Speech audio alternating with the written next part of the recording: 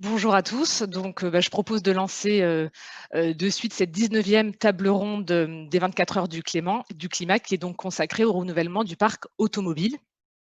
Donc moi, je me présente, je suis Ariane Roseau, je suis ingénieure au service transport et mobilité de l'ADEME, qui est donc l'agence de la transition écologique. Et donc, j'ai le plaisir aujourd'hui d'animer cette table ronde. Alors, en guise d'introduction, peut-être rappeler les quelques enjeux et défis clés sur ce sujet. Tout d'abord, l'enjeu climatique. Donc c'est très clair, hein, le secteur du transport, c'est celui qui émet le plus de gaz à effet de serre au niveau de la France et donc celui qui impacte le plus de climat. Si on regarde maintenant un peu plus près, on se rend compte que les véhicules particuliers, en fait, contribuent pour plus de la moitié de ce résultat et donc au final, le chiffre à retenir, c'est 16 des émissions nationales du pays sont causées par nos voitures. Donc c'est énorme. Le deuxième enjeu maintenant, c'est la santé. En France, par an, on a plus de 50 000 décès qu'on peut attribuer à la pollution de l'air. Donc c'est là quand même la 3e cause de mortalité après le tabac et l'alcool. Et enfin, dernier enjeu, enjeu économique, ou plutôt devrais-je dire enjeu socio-économique, puisque, comme vous le savez, l'industrie automobile en France, c'est un acteur historique très important. Et donc, qui dit renouveler le parc, dit forcément adaptation de cette industrie et des centaines de milliers d'employés en France. Et donc, voilà, pour finir rapidement ces quelques mots, on est donc face à une urgence très claire de verdir le parc. D'ailleurs, la France s'est engagée vers une électrification de son parc qui est assez claire. Et puis, en face, on a cette responsabilité tous de prendre le bon virage, aussi bien au niveau environnemental, en activant tous les leviers possibles, mais aussi le bon virage pour l'économie et l'emploi. Donc sans plus attendre, je vous propose de lancer, les échanges avec nos experts parce qu'on a 4 experts, sur le sujet. Donc on aura Damien Pichereau, député de la Sarthe, Marie Chéron de la Fondation Nicolas Hulot, on aura Jean-Philippe Hermine du groupe Renault et enfin Nicolas Meillan de France Stratégie. Donc peut-être pour commencer avec vous, monsieur le député, donc vous êtes très investi sur le sujet de la mobilité. Et donc, moi, les questions que j'aurais, c'est, est-ce que vous pouvez nous en dire plus sur ce plan de relance? Qu'est-ce qui se passe? Qu'est-ce qui est prévu pour le secteur automobile? Et puis, peut-être, si vous pouvez nous donner des informations sur cette actualité qui s'accélère au niveau du déploiement des infrastructures de recharge pour les véhicules électriques. Oui, merci beaucoup, Madame Roseau. Très heureux d'intervenir sur ces 24 heures du climat. J'ai vu que vous aviez fait un petit lapsus. Vous étiez pas loin de dire 24 heures du Mans, parce que c'est en ce moment également. Et les 24 heures sont une spécificité sartoise. Très heureux, oui, d'intervenir dans ce contexte aussi de France Relance, également, qui mise énormément sur ces questions de mobilité électrique. Ma vision, très clairement, c'est que la mobilité de demain, elle doit être décarbonée, elle doit aller vers la décarbonation, et ça passera par plusieurs modes de transport, déjà, qui vont des mobilités douces, le vélo, jusqu'à des mobilités beaucoup plus lourdes, comme le train, et on met énormément de fonds dans le train pour permettre la régénération des lignes notamment, et puis même au sein de l'automobile, qui est le moyen de transport le plus utilisé par les Français aujourd'hui et qui est la colonne vertébrale des déplacements des Français au quotidien, on a aussi plusieurs modes qui apparaissent et qui entraînent même un certain flou aujourd'hui chez le consommateur. Je peux en parler, j'étais moi-même commercial il y a quelques années de cela, avant d'accéder à la députation, allant de l'hybride à l'électrique, voire même on parle de l'hydrogène qui serait, selon certains, le pétrole de demain. À quelle échéance, on ne sait pas encore aujourd'hui. En tout cas, on déploie énormément de fonds pour pouvoir être des leaders aussi dans l'hydrogène. Et puis la mobilité électrique. Ma conviction, c'est que à chaque usage, on a un mode de transport d'énergie, en tout cas, il y en a une énergie qui est adaptée. Si on prend l'urgence dont vous parliez tout à l'heure, l'urgence dans les villes notamment, de tout ce qui est pollution, particules fines, et qui touche la santé humaine. C'est là qu'on doit aller le plus vite. Et je suis très heureux qu'on ait lancé les zones à faible émission qui arrivent. Ça y est, les villes sont en train de prendre les décrets pour pouvoir les arrêter, pour pouvoir mettre en place ces zones à faible émission, qui vont être des endroits où on va pouvoir rouler avec des véhicules très récents thermiques. Encore, c'est une phase de transition des véhicules électriques, ce qu'on va vraiment privilégier. Et puis aussi, évidemment, les mobilités douces. Pour pouvoir permettre le déploiement de ces véhicules électriques, ce dont on parle, effectivement, on met les moyens derrière pour avoir les bornes de recharge, parce que c'est la clé.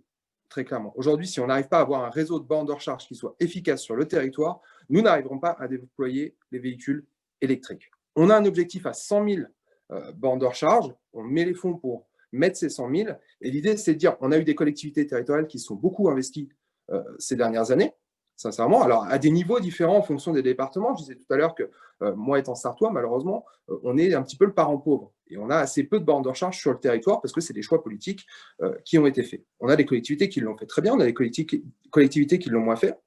Là, aujourd'hui, on dit il faut principalement qu'on le fasse sur les grands axes routiers, donc les autoroutes. Autoroutes, on sait, il y a eu des questions ces derniers temps avec des bornes de recharge qui ont été fermées, ça a fait l'actualité. L'idée, c'est de dire on repasse des contrats. Il y a actuellement des négociations avec notamment les exploitants autoroutiers pour pouvoir déployer massivement et rapidement des bornes de recharge, quitte à mettre des fonds derrière. Il y a cette partie-là, et puis après, toute la partie sur le privé. Comment on emmène le privé pour que le privé puisse déployer lui aussi des bornes de recharge? Ma conviction là-dessus, on a un décret qui est en train d'être travaillé sur ce point, c'est qu'on doit laisser le maximum de liberté aussi au privé. Quand je parle de privé, je parle des restaurants, par exemple, des hôtels. Si on commence à dire à ces entreprises-là, il faut que vous ayez ce type de borne, avec ce type de paiement, etc., clairement, ils n'iront pas.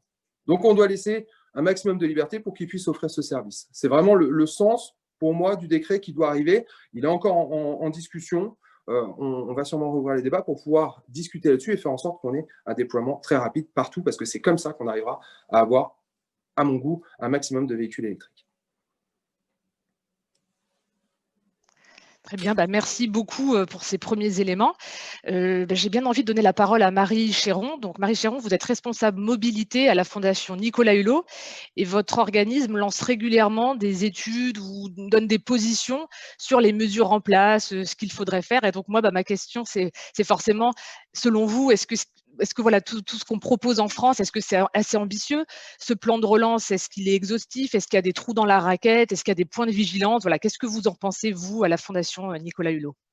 Alors, pour nous, il y a un certain nombre de points de vigilance, notamment parce qu'on a une préoccupation majeure et qui s'exprime aujourd'hui dans le débat public, qui est qu'on a besoin de décarboner le secteur, mais on a besoin aussi de relancer socialement le secteur, c'est-à-dire avec des perspectives d'emploi qui soient solides, qui soient positives. En gros, on a besoin d'avoir une transition juste, parce que sinon, ça ne va pas marcher, en fait, tout simplement. Et de ce point de vue, on a une période qui est décisive, donc à la fois c'est difficile parce qu'on a un plan de relance, on a une LOM, on a eu un plan de soutien spécifique automobile, mais tout ça, ça suffit pas. Même s'il y a des choses qui vont dans le bon sens, mais vous l'avez dit, la crise du Covid, ça a mis en lumière un certain nombre de faiblesses du secteur industriel pour rebondir. Et là-dessus, il y a eu des réponses, parce que oui, on a des sites industriels qui sont sans doute vieillissants, et donc trop peu performants d'un point de vue environnemental. Et on a un plan de soutien qui vient répondre à cela, avec des investissements dans l'industrie du futur, une montée en charge de la production de véhicules électriques avec un objectif qui est affiché de 1 million de véhicules électriques produits par an en 2025. On a des innovations en R&D, y compris sur les batteries. Donc là, on voit qu'il y a un angle très fort qui a été celui du plan de soutien à l'auto, qui est de moderniser et de miser sur la technologie pour rebondir. Tout ça pour aussi renforcer l'attractivité. OK, sauf que ça, pour nous, ce n'est pas forcément suffisant. Parce que ce que la crise a aussi mis en exergue, c'est qu'on a en France un tissu industriel qui n'est pas très intégré, en tout cas peu intégré et beaucoup moins que d'autres pays industrialisés, qui est très dépendant de fournisseurs qui sont situés dans les pays à bas coût. Et ça a des impacts environnementaux et sociaux. Environnementaux, parce que ce délitement, finalement, entretient le besoin de transport, qui sont très peu pris en compte, finalement, dans l'économie, et un manque de traçabilité des impacts environnementaux réels de la production. Donc la filière, et un des impacts de tout ça, c'est que la filière, finalement, a perdu 1 emploi sur 5 ces 10 dernières années. Donc on n'est pas sur une filière qui est à la base très forte, et aujourd'hui, on n'a pas l'impression que ni le plan de soutien, ni le plan de relance ne vont véritablement pouvoir inverser la tendance. On n'a pas d'objectif en termes d'emploi. On n'a pas d'objectif chiffré sur l'emploi dans ce plan. On n'a pas d'objectif en matière d'intégration locale. C'est-à-dire qu'on a une demande de solidarité des donneurs d'ordre envers les sous-traitants, qui, eux, sont particulièrement fragilisés, mais il n'y a pas d'engagement pour les politiques d'achat. Ça aurait été concret, par exemple. Donc, on continue de privilégier aujourd'hui les bas coûts plutôt que la proximité et les tissus industriels régionaux. Il y a autre exemple, il y a des moyens qui sont mis pour robotiser, pour aller sur l'usine du futur, mais rien ne dit que ces robots, on doit les fabriquer en Europe. Or, aujourd'hui, ce qui se passe, c'est que finalement, on va les commander ailleurs. Donc, on a là un certain nombre de contradictions qui, pour nous, restent problématiques. Ensuite, autre point, c'est qu'on fait ce virage sur l'élec, et pour nous, c'est une très bonne chose, c'est une bonne nouvelle. On a l'impression que ça prend, enfin, mais rien ne garantit que ça, ce soit à la hauteur du défi environnemental. Donc ça marchera, ok. Si on a une chaîne de valeur qui va de la R&D des batteries au recyclage, or, pas un mot sur le recyclage. Ça marchera si on a un réseau d'infra suffisant. Là-dessus, on a quelques pistes qui sont c'est en route. Par contre, ça marchera si on a un réseau de NR suffisamment solide. Là-dessus, pas un mot dans le plan de relance. Ça va marcher si on accepte la mutation des usages. Donc, il faut qu'on aille vers des véhicules partagés. Là, on a encore trop peu de choses et trop peu de moyens pour les collectivités. Et enfin, ça va marcher si on a des modèles de véhicules qui sont réellement moins impactants. Donc là-dessus, il nous faut des véhicules qui soient plus sobres, mais du puits à la roue, pas juste sur les émissions. Et donc là, on n'y est pas, parce qu'on focalise sur la production à forte valeur ajoutée, mais on ne part pas forcément des besoins réels, on ne nous parle pas de véhicules qui soient plus petits et qui soient réellement plus sobres. Donc bref, tout ça fait qu'on a ce petit décalage et ces points d'alerte, sans compter qu'en plus, le plan de soutien a financé encore une trop grosse partie de diesel neuf. Mais c'est un peu la mauvaise cerise sur le gâteau. Donc, on a des carences sur le volet social et environnemental. Et ça, en fait, ça s'appelle du zéro contrepartie au plan de soutien et à la baisse des impôts de production. Nous, c'est ce qui nous gêne aujourd'hui. C'est qu'aujourd'hui, il y a eu beaucoup d'aides et qu'il y a zéro contrepartie. Alors, quand on dit contrepartie, les acteurs économiques ont l'impression qu'on leur braque un pistolet sur la tempe en attendant des contreparties un peu sonnantes et trébuchantes. C'est pas l'idée, mais je crois vraiment qu'on a besoin d'avoir un deal entre des filières qui sont très structurantes pour notre économie et à la fois des attentes sociétales et environnementales. Et aujourd'hui, on n'a pas ce deal. Et c'est ça qu'il va falloir négocier. Et c'est pour ça que la période, elle est intéressante. On a un PLF qui va arriver, donc ce projet de loi de finances. Derrière, on a une loi pour le climat et on voit monter les sujets tels que le malus au poids dans le débat public. Donc, je pense qu'on a besoin d'un suivi de ce plan auto, un suivi réel, point par point, par rapport à tous les moyens qui ont été donnés et les résultats, et qu'on a besoin que ce suivi implique le Haut Conseil pour le climat, parce que le Haut Conseil pour le climat avait demandé qu'il y ait, avait suggéré, en tout cas avant le plan de relance, qu'il y ait vraiment un accompagnement des secteurs pour qu'ils s'inscrivent dans une trajectoire de décarbonation totale. Et ça, on n'y est pas encore. Voilà. D'accord, merci beaucoup Marie Chéron pour cet éclairage très riche. C'est intéressant parce que vous avez évoqué plusieurs points qu'on va pouvoir voir avec nos deux prochains interlocuteurs. Et peut-être Jean-Philippe Hermine, bonjour. Donc vous êtes le directeur plan et stratégie environnement du groupe Renault. Donc Renault fait figure d'euro pionnier sur l'électrique, puisque je rappelle que votre voiture électrique, la Renault Zoé, est la première vendue en Europe. Voilà, donc c'est tombé cet été, cette information. Et donc, moi, j'aurais aimé connaître quelle était la vision de Renault, voilà, en tant qu'industriel, sur ce défi là, du renouvellement du parc. Et puis, on vient de parler emploi avec Marie Chéron. Je me posais aussi la question de l'emploi et notamment autour des batteries. On sait que voilà, la production et donc aussi la valeur ajoutée, ce n'est pas forcément en France. Est-ce que vous avez des réflexions sur ce sujet à nous partager? Okay, bonjour à tous. Écoutez, on peut parler du plan français, le comparer aussi aux autres plans, mais d'une manière générale, les plans de relance, j'entends, ils sont tous teintés de vert à peu près à travers l'Europe, avec une impulsion européenne aussi qui est très, très forte et très claire. Ce qu'on peut dire, c'est que à la suite de la crise du Covid, qui a beaucoup fragilisé quand même la filière, elle ne s'en sort pas indemne du tout. Il n'y a pas eu quand même du tout de compromis de fait par rapport à l'agenda européen et nationaux dans les différents pays sur la transition énergétique, la transition environnementale de la mobilité.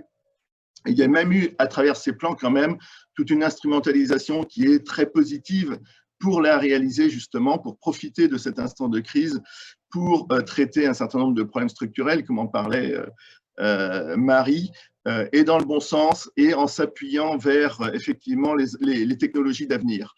Et finalement, je pense que le cadre, l'agenda, il est relativement partagé, relativement positif Bien sûr, on pourrait discuter encore sur les contreparties, etc. Mais je pense qu'il n'y a pas besoin de caricaturer ce débat. Je pense que toutes les composantes des enjeux sociaux, environnementaux, industriels, économiques ont été prises en compte et sont relativement partagées, au moins en France et au niveau européen, on le sent.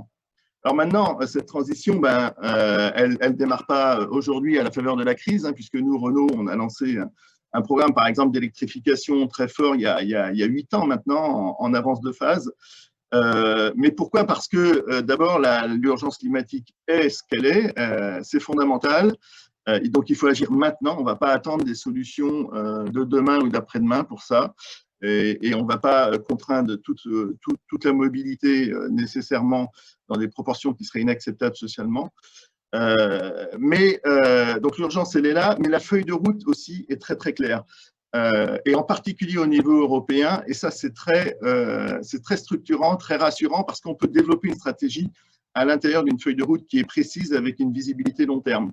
Le cadre dans lequel on se place pour définir notre stratégie, développer notre gamme maintenant et nos nouveaux produits d'un côté, services de l'autre, c'est bien celui de l'ambition du Green Deal, la décarbonation totale de la mobilité en 2050, avec des points intermédiaires qu'on a identifiés maintenant clairement, qui sont la fin des véhicules thermiques dans les horizons 2040. Et puis, on a d'ici là tout un cadre réglementaire, une instrumentation fiscale qui, finalement, est totalement en ligne avec cela. C'est les réglementations qu'on appelle CAFE, et qui sont le plus gros levier de transformation du secteur. Ce n'est pas la demande client, ce n'est pas tant les bonus-malus, mais c'est bien une obligation qui est portée par les constructeurs, qui transforme ce marché, qui transforme l'offre et qui fait que 8 ans après, on a beaucoup de constructeurs qui nous rejoignent sur l'électrification.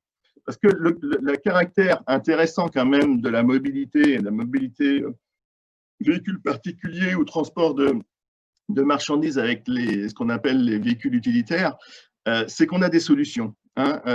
Probablement moins dans le transport aérien ou le transport de camions, ça viendra, il faut l'espérer parce que c'est vital. Mais en tout cas, dans le domaine du transport automobile, je dirais, on a des solutions puisqu'on a l'électrification d'une part et puis on a la digitalisation d'autre part, qui sont deux révolutions technologiques extrêmement importantes. Et d'abord qu'il faut se payer, et c'est là que c'est très important d'avoir un plan de relance, parce que ces investissements sont chers, ils sont chers en monnaie, ils sont chers en coûts, en capitaux, ils sont chers socialement, parce qu'il faut se transformer les usines, transformer la façon de produire, etc. Donc il faut se les payer, ces deux révolutions technologiques, mais elles sont en mesure de répondre aux enjeux. L'électrification, naturellement, par la décarbonation qu'elle procure quand on combine ça au développement des énergies renouvelables, et l'électrification elle-même étant un levier potentiel pour décarboner la distribution d'énergie, potentiellement, puisque ce sont des zones de stockage à exploiter dans une approche systémique de la mobilité et même du système mobilité-énergie, c'est très important. Et puis le digital qui permet justement cette approche systémique et aussi une approche systémique de la mobilité, c'est-à-dire des services de mobilité qui permettent d'envisager, de localiser, ouvrir une voiture à distance, la partager sur des trajets et donc d'envisager un usage beaucoup plus efficient de la ressource produit automobile dans des logiques de business model différents. Eh bien, c'est ça le cadre dans lequel on est engagé. Il est parfaitement intégré, accepté. Je trouve que l'automobile a pu être l'objet de débats pendant des années sur la pertinence environnementale du véhicule électrique ou sur les contraintes qui sont très fortes à la transformation pour respecter les objectifs réglementaires. Mais ces débats, ils sont presque passés dans ce secteur. On est un secteur qui est en transition depuis plus longtemps et qui a une instrumentation politique et fiscale qui est relativement forte. Et donc, je dirais que cet objectif de transition est plus ou moins devenu le champ de la compétition à l'intérieur du secteur. Ce n'est pas quelque chose à côté ou une contrainte au secteur, mais ça devient réellement le champ de la compétition et c'est là qu'on va essayer de faire les meilleurs produits. Vous parliez de petits véhicules électriques, etc. eh bien, c'est ça qu'on va amener au marché maintenant. C'est sur quoi on travaille depuis quelques années. Et je pense que les réponses, on va les apporter petit à petit avec, effectivement, vous l'avez mentionné, la Zoé, qui est une première grosse réussite française et qui est assez substantielle quand même quand on regarde le marché européen. Et on en est très fiers. Merci beaucoup, Jean-Philippe Hermine. Alors, il reste quand même des débats, et d'ailleurs, on va accueillir Nicolas Meillan à cette table ronde. Donc, Nicolas Meillan, vous êtes conseiller scientifique à France Stratégie. Vous êtes prolifique en notes diverses stratégiques très intéressantes, dont la dernière en date porte sur le poids des véhicules. Et pour le coup, c'est un vrai pavé dans la mare que vous lancez avec cette perspective, cette manière d'aborder le véhicule un peu différente. C'est vrai que nous, le constat qu'on partage aussi à l'ADEME, c'est que l'offre des constructeurs qu'on peut acheter en tant que consommateur n'est pas forcément optimale pour l'environnement. Et donc, vous avez travaillé le sujet, vous avez des pistes pour sortir de cette situation. Alors, est-ce que vous pouvez nous les partager, s'il vous plaît? Oui, bonjour à tous. Merci Ariane. Donc, je vais essayer de résumer en 6 minutes les travaux qui nous ont occupés pendant un peu plus d'1 an sur les émissions de CO2 des voitures. En fait, le point de départ, c'est qu'on regardait, vous savez, les émissions de CO2 des voitures sont réglementées et chaque année, elles ont une limite sur les émissions de CO2 de voitures neuves, avec cet objectif en 2020 de 95 grammes. Et en fait, depuis 2015 et le scandale Volkswagen, les émissions de CO2 des voitures neuves repartent à la hausse. On en est à la 3e année consécutive. Et en fait, quand on a regardé le sujet, on s'est rendu compte qu'en 2019, on n'était toujours pas à l'objectif que s'était fixé la Commission européenne pour 2005. Donc, nous avons 14 ans de retard. Donc, on a regardé le sujet d'un peu plus près. Et en fait, on s'est rendu compte, ce qu'on ne savait pas, c'est que les émissions de CO2 des voitures neuves n'avaient quasiment pas baissé depuis 20 ans. Ou bien, en fait, elles avaient baissé, mais surtout dans les laboratoires et pas sur la route. La seule baisse réelle constatée a d'ailleurs eu lieu entre 2008 et 2010. Alors, pourquoi est-ce qu'elles n'ont pas baissé sur la route? Parce que le thermomètre que nous utilisions pour les laboratoires n'était pas fait pour ça. Il a été mis en place il y a un peu plus de 50 ans pour homogénéiser les tests d'homologation au niveau européen. Et dans les années 70, on ne parlait pas encore de CO2. Ce thermomètre a été un peu amélioré et il est désormais 2 fois moins mauvais, mais pour l'instant, on a refusé de mesurer les émissions de CO2 en conditions de conduite réelle, alors que c'est ce que nous faisons sur les émissions de polluants atmosphériques, les particules, les oxydes d'azote. Que s'est-il passé entre 2008 et 2010? Eh bien, avec la crise financière ainsi que des incitations ciblées sur les petites voitures, il s'est vendu moins de grosses voitures et plus de petites voitures. C'est la seule baisse réelle des émissions de CO2 depuis 20 ans. Alors, on s'est demandé comment est-ce qu'on fait pour vendre moins de grosses voitures et plus de petites voitures. Alors, on s'est inspiré du champion du monde de la législation automobile, qui s'appelle la Norvège, qui, eux, ont des systèmes d'incitation basés sur 2 piliers, le CO2, comme nous, et le poids, à peu près à 50-50. Et alors, eux, ça n'est que des pénalités, c'est entre 50 et 150% de taxes sur une voiture neuve, ce qui fait que la voiture électrique qui en est exemptée est moins chère. Et nous, comme on n'est pas aussi riches que les Norvégiens, on a proposé d'avoir un malus à partir de 1,4 tonne et un bonus sous 1,4 tonne. Le principe, c'est que c'est un système entièrement redistributif et non une taxe de plus. Ceux qui veulent une voiture un peu plus grosse vont payer un peu plus cher pour aider ceux qui sont prêts à faire un effort et avoir une voiture un peu plus légère. Alors, pourquoi ce bonus-malus sur les voitures, sur le poids? Parce qu'aujourd'hui, il y a un bonus en place au niveau européen. Plus la voiture est lourde, plus vous avez un bonus, puisque les objectifs d'émissions de CO2 sont indexés au poids des voitures. Ça correspond à peu près à 5 € par kilo, ce qui est un peu contre-productif. Par ailleurs, aujourd'hui, le système de bonus-malus en France n'est pas encore très dissuasif, puisque seulement 10% des voitures sont concernées par des malus de 500 € ou plus. Pourquoi sur le poids? Parce que je ne sais pas si vous avez déjà essayé, mais optimiser une balance, c'est difficile. Les marges de manœuvre sont quasiment nulles, contrairement à ce qui peut être fait en laboratoire. Et le poids, comme le disait Marie, c'est aussi un bon proxy des émissions de CO2, non seulement à l'usage de la voiture, mais sur tout son cycle de vie. Donc, y compris la recharge de la voiture et y compris sa fabrication. Et puis enfin, une fiscalité sur le poids permettrait par exemple à une Dacia Spring qui fait 800 kg en batterie de bénéficier d'un bonus supplémentaire de 4 000 €. 4 000 €, c'est significatif. Cette voiture qui devait coûter à peu près 14 000 €, moins les 4 000 € du bonus électrique, moins 4 000 €, on est à 6 000 € sur ce type de voiture, Dacia Spring, qui, un peu comme la Twingo électrique, est probablement la voiture du futur, une voiture qui est très adaptée au trajet notamment du domicile-travail. Alors bien évidemment, il y a des exemptions pour ce bonus-malus. Toutes les familles nombreuses ne vont pas devoir rouler en Twingo, donc elles vont continuer à bénéficier d'une minoration, comme c'est déjà le cas d'ailleurs aujourd'hui. Les voitures électriques en bénéficieront aussi, jusqu'à 2 tonnes. Alors, dans 2 tonnes, pour moi, ce n'est plus la catégorie des voitures, c'est plutôt la catégorie des tanks. Et donc, je ne pense pas que ce soit nécessaire de subventionner les tanks électriques. Et enfin, une de nos propositions, c'est aussi pour les hybrides rechargeables, d'indexer la fiscalité, notamment pour les entreprises, sur le taux d'utilisation en mode électrique. Vous achetez une voiture de société hybride rechargeable, vous ne la chargez pas, vous payez 100% de TVS. Vous roulez 80% du temps électrique, vous payez 20% du temps de TVS. Hybrides rechargeables qui sont un véritable problème aujourd'hui en Europe, puisque les gens les achètent pour des raisons fiscales, mais ont beaucoup de mal à les charger.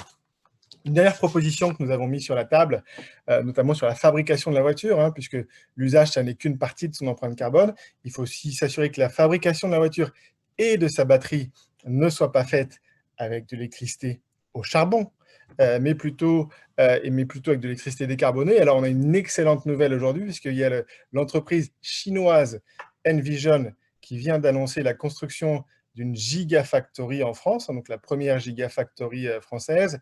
Et je pense que ce sera d'ailleurs une excellente nouvelle pour Renault, qui pourra peut-être rapatrier la production de batteries de la Zoé de Pologne à la France, ce qui nous permettra d'avoir un véhicule 100% made in France. Merci beaucoup. Peut-être Jean-Philippe Hermine, vous voulez rebondir sur cette remarque de Nicolas Meillan?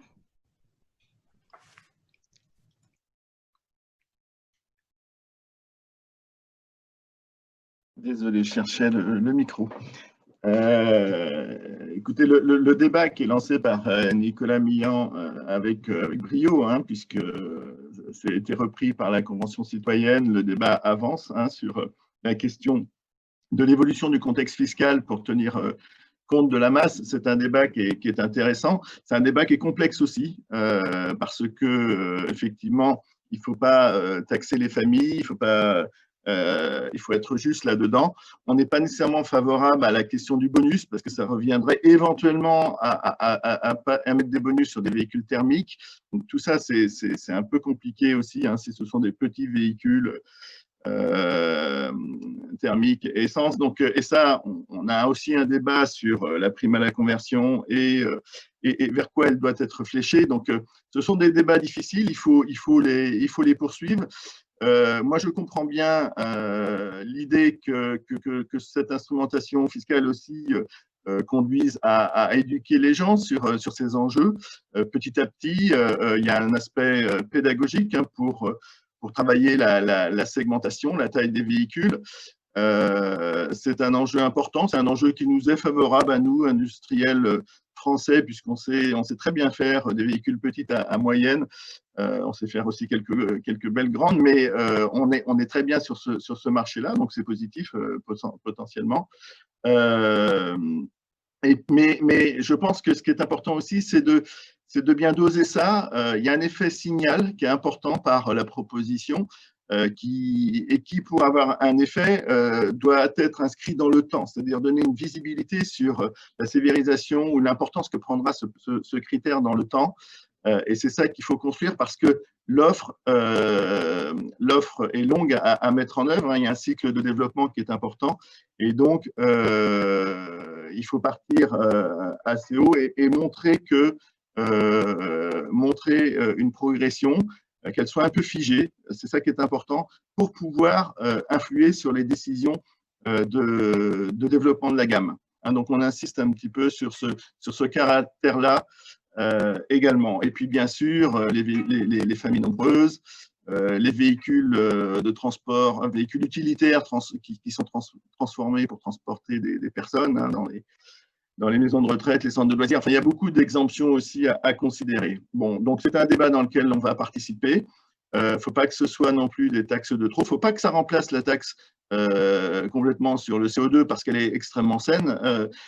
Je suis d'accord avec les chiffres de Nicolas Meillan sur le fait qu'on a stagné relativement ces 3 dernières années en termes de diminution des émissions, en partie aussi parce que le diesel a disparu ou a très fortement chuté en termes de mix, qu'il était performant du point de vue du CO2.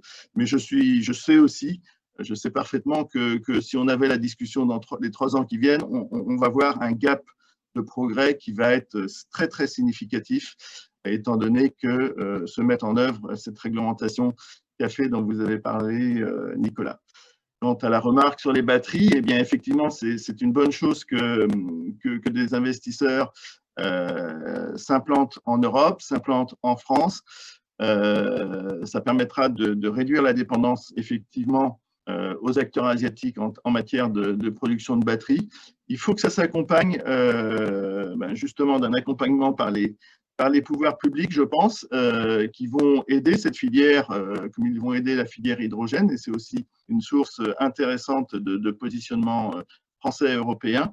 Un accompagnement fléché en ce sens que ce qu'il faut également, et surtout, c'est qu'on accompagne des acteurs qui amènent de l'innovation et qui amènent une maîtrise technologique de demain, parce que c'est ça qui rendra robuste la filière, le secteur, comme en parlait Marie Chéron. C'est important de préparer l'avenir, c'est-à-dire on n'est pas là pour simplement rapatrier des emplois sur des technologies qu'on ne maîtriserait pas. Il est très important que l'on réfléchisse en même temps à précisément cette maîtrise technologique et le développement des innovations du futur en matière de batterie. Et ça, c'est un élément du débat que l'on apporte avec notre expertise. Merci beaucoup. On commence à recevoir des questions, donc je propose d'en prendre et puis n'hésitez pas à rebondir si vous voulez participer à des éléments de réponse. Il y en a une peut-être plutôt pour vous, de nouveau Jean-Philippe Hermine, autour des véhicules hybrides rechargeables.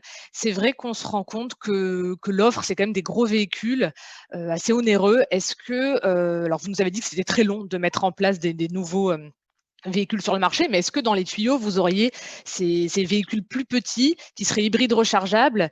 Parce qu'on sait qu'actuellement, voilà, tant qu'il n'y aura pas assez de bornes de recharge, c'est quand même assez intéressant en termes de polyvalence, ces véhicules, mais malheureusement, on n'a actuellement que des offres premium sur le marché. Donc, est-ce que vous pourriez nous dire quelques mots là-dessus? Oui, le temps de développement est long, mais heureusement, on a démarré il y a longtemps.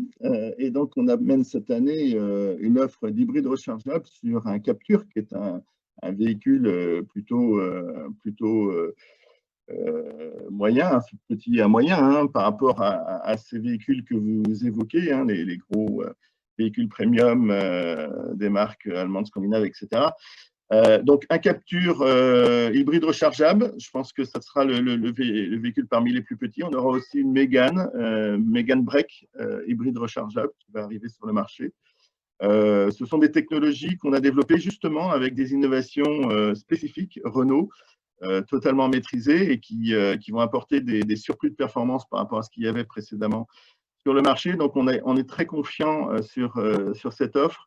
Je pense qu'on apporte quelque chose de nouveau. Voilà, vous avez la réponse. Oui, on arrive avec ce type de produit. On sera parmi les seuls positionnés. Il y a très peu de constructeurs qui sont aujourd'hui avec des offres de cette nature. Merci beaucoup. Marie Chéron, on a beaucoup de questions autour du véhicule électrique, du point de vue de la batterie qui est très polluante. Je sais que vous avez mené il y a quelques années, donc avec l'ADEME notamment, une étude sur l'ACV du véhicule électrique. Est-ce que vous pourriez peut-être rappeler un peu, voilà, c'est quoi cet enjeu de la fabrication? Pourquoi est-ce que ça cristallise autant les réflexions? C'est vrai que ça cristallise le débat et qu'on a régulièrement des questions sur ce sujet. En effet, la batterie, c'est une part. La fabrication de la batterie, en fait, si on considère de l'extraction des ressources de base à la livraison du produit fini batterie, ça représente à peu près 40% d'impact d'un véhicule électrique. Donc finalement, ça veut dire que sur un véhicule électrique qui a un avantage par rapport à un véhicule thermique, en fait, on a une sorte de déplacement aujourd'hui de l'impact environnemental sur la production au lieu que ce soit à l'usage, parce qu'on a moins de pollution quand il roule, mais de fait, on a cette problématique. Et cette problématique, c'est à la fois des émissions de GES, c'est des consommations d'énergie et c'est des impacts en termes d'émissions polluantes, ça veut dire sur les sols, sur la biodiversité, etc. Donc, on a une problématique qui est assez complexe. Mais à ça, donc c'est une réalité, il faut le prendre en compte. Après, ce qui est intéressant, c'est qu'on a des marges de manœuvre pour réduire cet impact-là, et c'est ça qu'il faut voir. Donc, je crois que ce qui a été mentionné tout à l'heure concernant l'Alliance pour les batteries et les projets de Gigafactory qu'on a un peu en Europe aujourd'hui, ça fait partie de la réponse du problème. Donc, c'est là-dessus aussi que nous, on pousse parce qu'on pense qu'il faut accélérer. On pense que, par exemple, l'État devrait se fixer des objectifs. On a des objectifs en termes de production de véhicules. Il faudrait qu'on ait aussi des objectifs en se disant, si on produit 1 million de véhicules électriques par an d'ici 2025, il faut aussi qu'on puisse équiper au moins la moitié de ces véhicules, par exemple, avec des batteries qui soient fabriquées en Europe. Pourquoi? Parce que si c'est fabriqué en Europe, on a aussi la capacité à maîtriser mieux les émissions qui sont émises lors de leur fabrication et donc de maîtriser l'impact global. Donc, c'est à la fois la production et c'est aussi la question du recyclage. Comme je vous disais tout à l'heure, il y a trop peu de choses aujourd'hui, alors qu'on a les différents maillons de la chaîne des acteurs qui savent recycler, qui sont sur notre territoire. Et en ce moment, au niveau européen, il y a la directive européenne sur les batteries qui est en cours de rediscussion, puisque la directive actuelle, elle dit qu'on recycle 50% du poids sec des batteries. Il est possible, et ça on le sait depuis un moment, de recycler beaucoup plus. On peut recycler à peu près 80 jusqu'à 90% des composants d'une batterie. Le truc, c'est juste qu'il faut que les acteurs soient bien en place, qu'ils soient soutenus, que la filière soit là et qu'on trouve l'équation économique et les débouchés derrière. Donc c'est pour ça qu'on a besoin aussi d'avoir des politiques ambitieuses qui se fixent des objectifs pour que si on fasse le virage vers l'électrique, on le fasse avec des batteries qui soient produites sur le sol européen. Et de ce point de vue, je pense qu'il y a vraiment des marges de manœuvre, mais il faut qu'il y ait une impulsion qui soit effectivement beaucoup plus forte. Après, il reste un souci qui n'est pas résolu, c'est le fait de pouvoir s'approvisionner en ressources minérales, ce sur quoi, au niveau européen, on est plutôt pauvre. C'est-à-dire que les ressources minérales, aujourd'hui, elles ne sont pas chez nous, elles sont en Asie, elles sont en Amérique latine, il y en a en Australie. Mais quand on parle cobalt, lithium, etc., aujourd'hui, on est dépendant de l'extérieur. Donc, il y a aussi des efforts en R&D à faire pour pouvoir réduire la composante minérale des batteries. Donc, de la R&D et du recyclage, effectivement, qui nous permettrait de réutiliser directement ces matières dans les batteries. Je crois que là-dessus, il y a un gros potentiel d'activité et d'emploi qui doit être considéré et qui mériterait sans doute peut-être un effort supplémentaire aussi. Et puis, des engagements forts de la part des constructeurs. Oui, Damien Pichereau, vous voulez compléter? Ouais, j'irais totalement dans le sens de ce que dit Marie. Effectivement, on a une production, un recyclage de batteries qui, effectivement, consomme de l'énergie, c'est une certitude. Alors déjà, il y a une réflexion sur la seconde vie des batteries. Je sais que Renault, notamment, il réfléchit beaucoup avec une expérimentation en cours sur Quiberon, je crois, si je me trompe pas, ou en tout cas dans cette zone-là, pour faire en sorte que ces batteries viennent des zones de stockage domestiques pour l'énergie éolienne ou solaire, par exemple. Donc, ça peut être une des possibilités. Et puis, honnêtement, si on avait réfléchi il y a un siècle comme on réfléchit aujourd'hui, on n'aurait jamais eu de voiture thermique. Parce qu'aujourd'hui, on est en train de faire renaître une technologie électrique. On est au début, et je pense que M. Hermine le dirait mieux que moi, on est vraiment au début de l'histoire du véhicule électrique. Donc, on ne peut pas déjà demander d'être au top. Il y a encore des moyens à mettre dans la R&D, et je sais que nos constructeurs le font aujourd'hui. C'est comment on fait pour demain produire une batterie qui soit effectivement recyclable à 90, mais même peut-être encore plus loin, à 95, et pourquoi pas 100%. On y arrivera, j'en suis sûr. Mais il faut laisser le temps au temps pour qu'on fasse de la R&D. Là, l'objectif, c'est déjà qu'on puisse faire en sorte, et je rappelle l'urgence qu'on parlait tout à l'heure, qui est dans les centres urbains, les zones extrêmement denses, ou quand vous passez avec un bébé ou autre, il n'arrête pas de prendre dans sa poussette la fumée des diesels, que ce soit les bus ou les véhicules légers. C'est ça l'urgence aujourd'hui. C'est comment on fait pour remplacer ces voitures-là par des voitures électriques le plus vite possible. Et après, on va continuer à travailler, évidemment, et ça n'empêche pas de travailler sur la suite, sur les questions de fabrication et de recyclage. Et croyez-moi que l'État sera là aussi pour insuffler dans cette direction-là. Oui, Nicolas Meillan. Oui, moi je voulais rebondir sur les propos de de Damien Pichereau, je suis à la fois d'accord et pas d'accord. Je suis très d'accord avec sa première remarque qui disait que chaque usage, effectivement, de mobilité, c'était un mode d'énergie, même un mode de déplacement. Parce qu'on a beaucoup parlé des voitures dans cette table ronde du climat, on a un peu moins de parlé de mobilité, puisqu'il n'y a pas que la voiture non plus.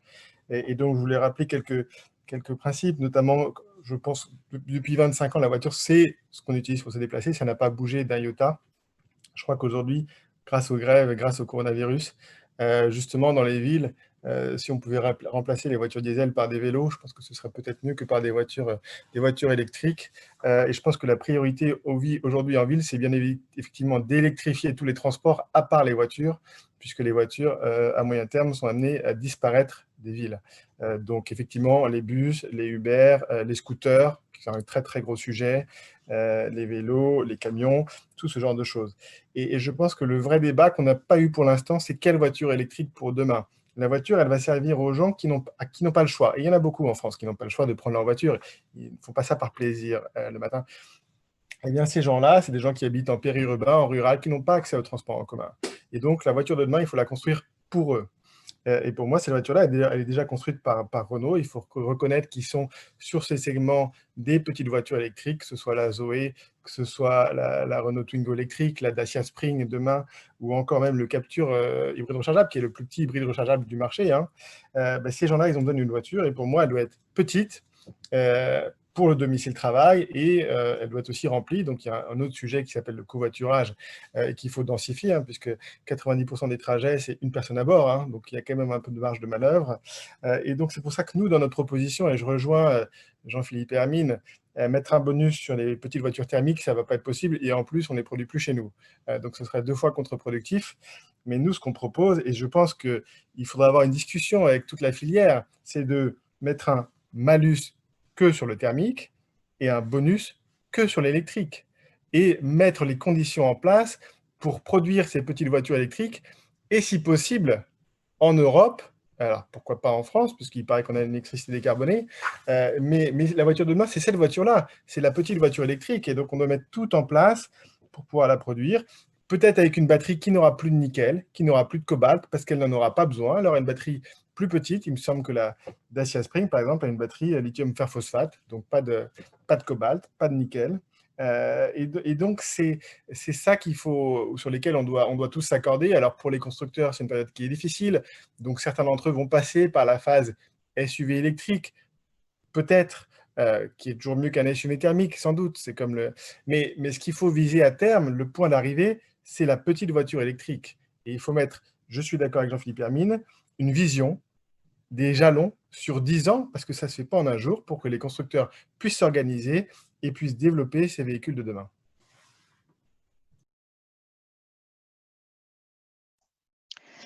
Merci beaucoup. En termes d'accélération, moi, je voulais vous parler peut-être du rétrofit. Un décret depuis mars autorise la transformation de véhicules thermiques en véhicules électriques. Alors, je sais, Damien Pichereau, que vous êtes un fervent défenseur de cette pratique qui est balbutiante. Il n'y en a pas vraiment encore. Est-ce que vous pourriez nous dire quelques mots et quels espoirs vous mettez en fait dans ce type d'action?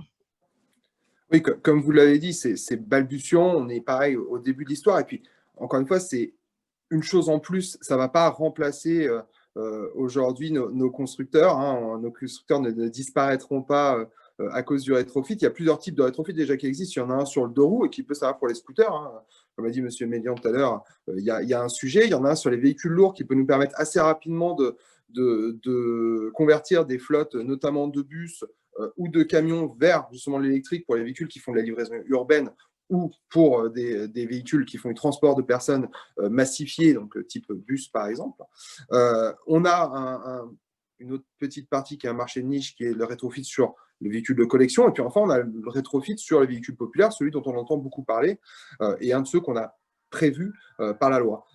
Il y a plusieurs intérêts à ça. Tout à l'heure, Marie Chéron parlait du socio-économique et du besoin de ramener aussi de l'emploi sur nos territoires, de créer de l'emploi. Ça fait partie des choses qui peuvent aujourd'hui créer de l'emploi au plus près de nos territoires, car on peut imaginer que ces véhicules qui seraient des véhicules populaires rétrofités, on ne va pas les envoyer à l'autre bout du monde pour changer le moteur. Ça sera fait plutôt sur place.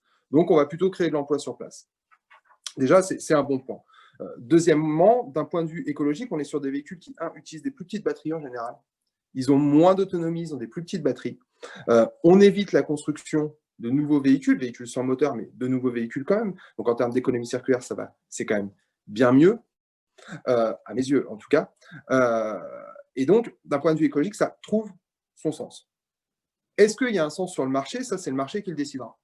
Aujourd'hui, on est sur une phase où on enclenche quelque chose. Il y a un décret, comme vous l'avez dit, qui vient de sortir et qui fait que les constructeurs sont des startups qui sont en train de réfléchir à leur modèle économique, à sortir les premiers modèles, à arriver à comment on homologue aussi ces véhicules, parce que l'idée, c'est d'avoir des véhicules qui roulent avec les mêmes conditions de sécurité que des véhicules classiques équivalents en thermique, j'entends, et avec les bons niveaux de sécurité électrique aussi sur la batterie, et puis à quel prix on peut le proposer, parce qu'effectivement, on est aujourd'hui sur des prototypes qui sont sur des prix de vente qui sont assez importants, et donc qui ne sont pas encore accessibles à tous.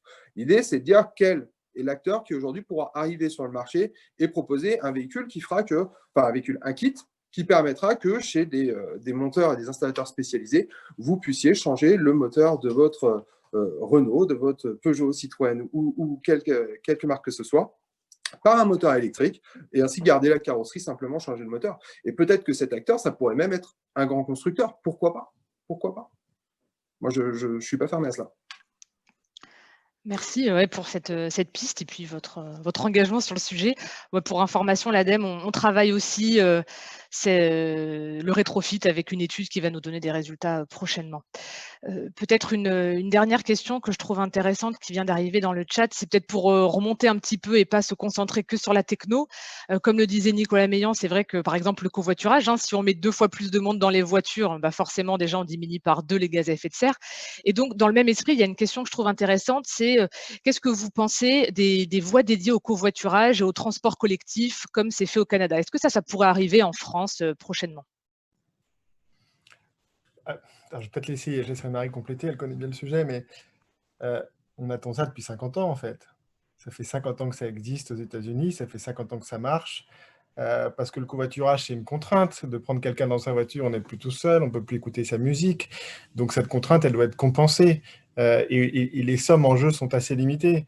Et donc, si on est capable de compenser cette contrainte par un gain de temps, bien évidemment, ça va faire que ça va rendre le covoiturage plus intéressant. Alors, il ne s'agit pas de mettre toutes des voies de covoiturage partout, mais dans les grandes villes, les voies d'accès, du périphérique, effectivement, je pense que c'est quelque chose qu'on attend. Il me semble qu'il y avait des expérimentations qui devaient être mises en place en Île-de-France, à Paris.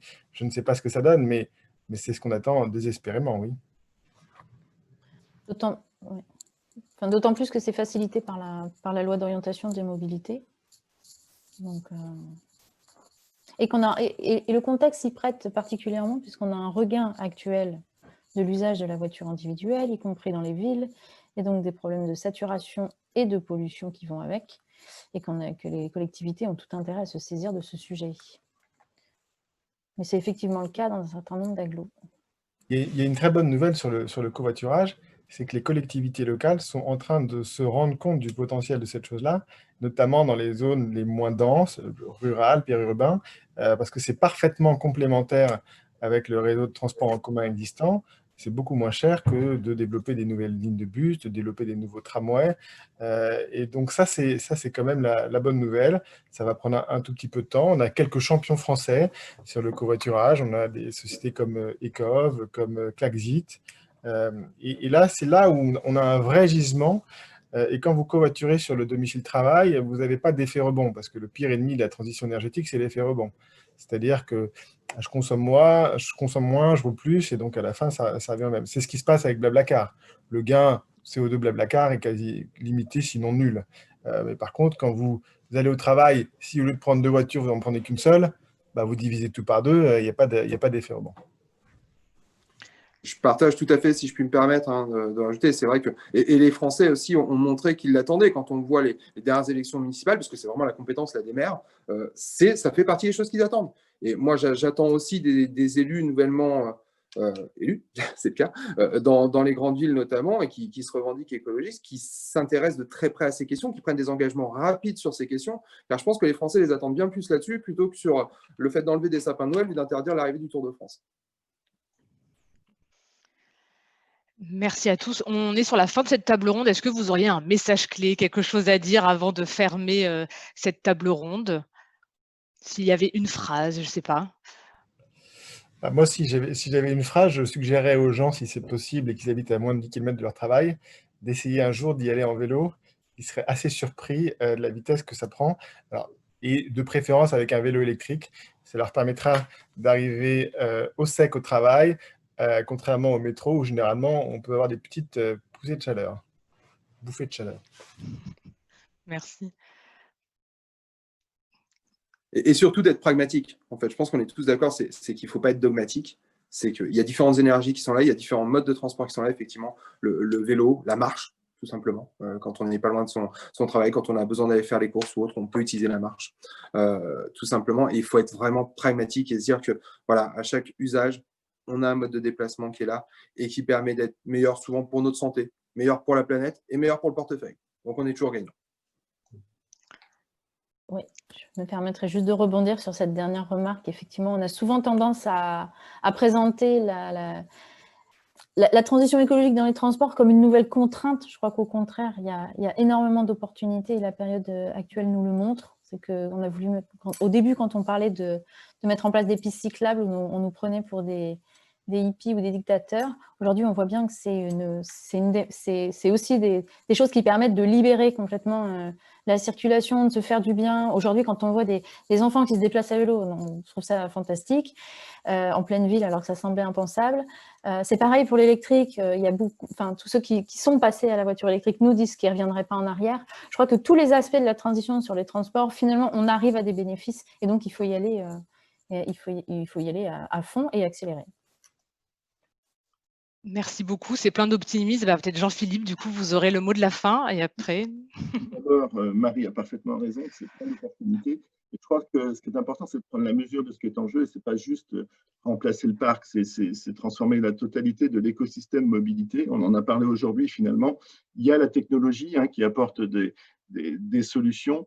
Il y a l'écosystème mobilité avec l'intermodalité dont on a parlé beaucoup. Il y a l'économie circulaire qu'on a abordée à travers le recyclage et le rétrofit. Et c'est un enjeu très important justement de l'efficience d'usage de cette ressource matière, ressource espace dans la ville.